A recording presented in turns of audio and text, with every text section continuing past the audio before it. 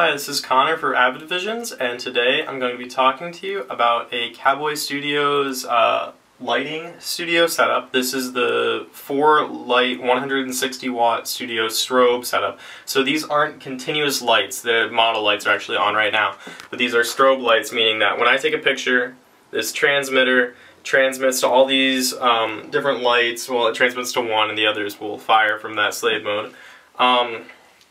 So I'm going to show you how we set up this kit. I'll give you a brief explanation of how everything is set up, but just a quick little list of what's in this kit. You get 4 light stands and 4 strobes, so you see those around us right now. You get 3 soft boxes, so we have one soft box here, another here, and another here. Soft boxes are good for diffusing light, so you don't get harsh shadows, and it's a nice studio quality. A lot of big studios will have that.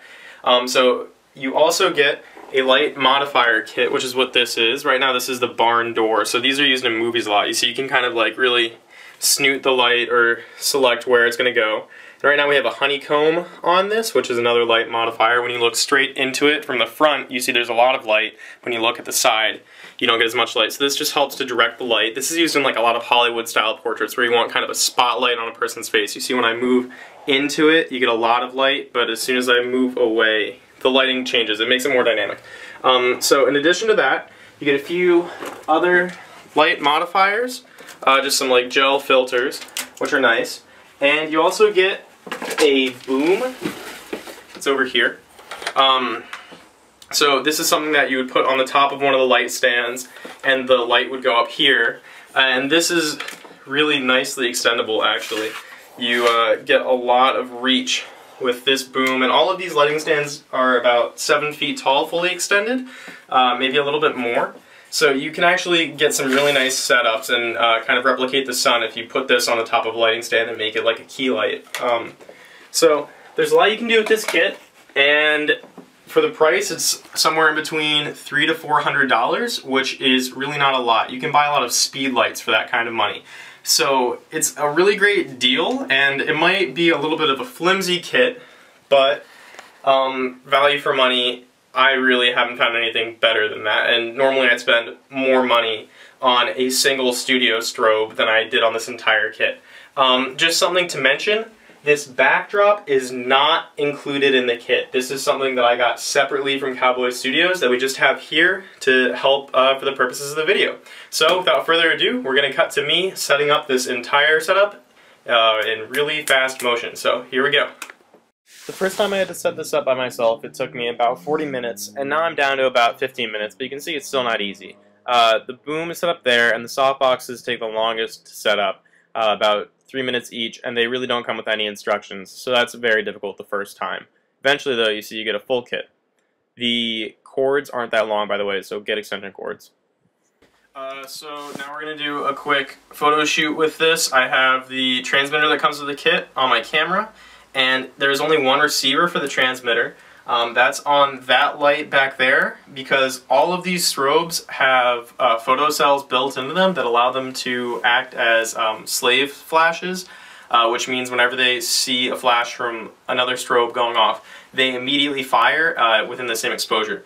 So they are always in slave mode, and as you can see, Roman's changing one of the lights off camera right now. The model light brightness varies with the intensity that you have the flashes set at. So that can be either a good thing or a bad thing, because you automatically know how bright each light is at any given moment.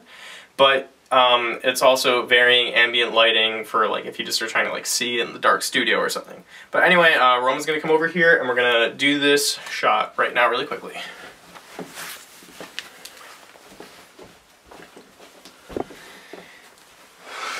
Okay. Back up just a tiny bit. Alright, let's see how this is looking.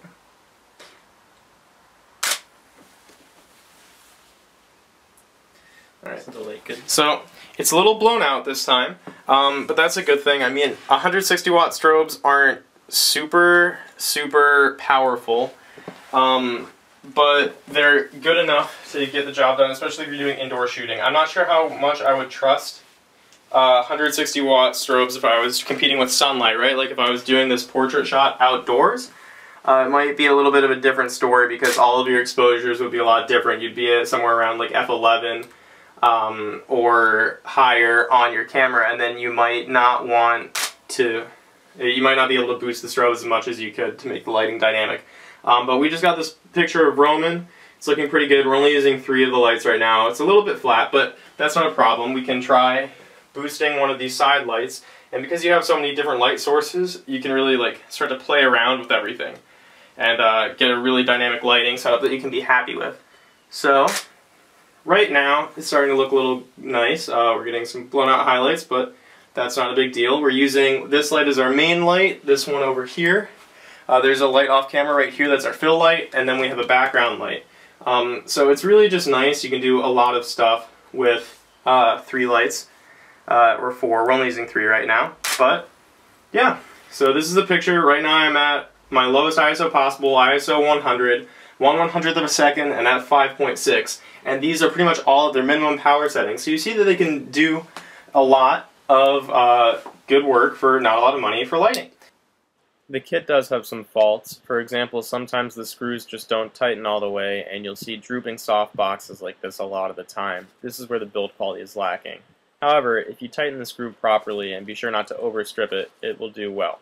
This is what the back of the strobes look like. They have a power indicator, and you can have a test fire button. This knob controls the intensity output. You can go from 1/8 power to full power, and it's a pretty smooth knob. There aren't any steps in between. This orange thing up here is the photo cell of the flash. That's how it does the slave mode. Down on this side of the flash, you can see the switch that turns the modeling light on and off. Again, the modeling light gets brighter and dimmer with the power knob. This is the input for the flash trigger. Okay, so in review, this is the case that you get. We're going to open it up and show you everything that's inside and talk in general terms. So overall, I'm going to give this kit a 6 out of 10 total. It's getting a 8 out of 10 for value for money, and then durability I'm giving it somewhere around a 4 probably, and build quality is just not that great. But functionality is probably somewhere up near an 8. It can get the job done as long as you're indoors, not outside.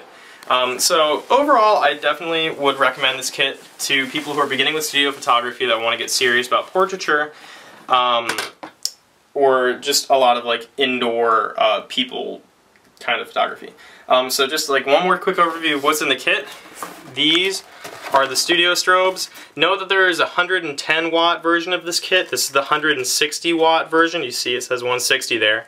The higher wattage a studio strobe, the more power it can output. So that's just something to note. So we have 4 of these, one here, one here, one here, and one here.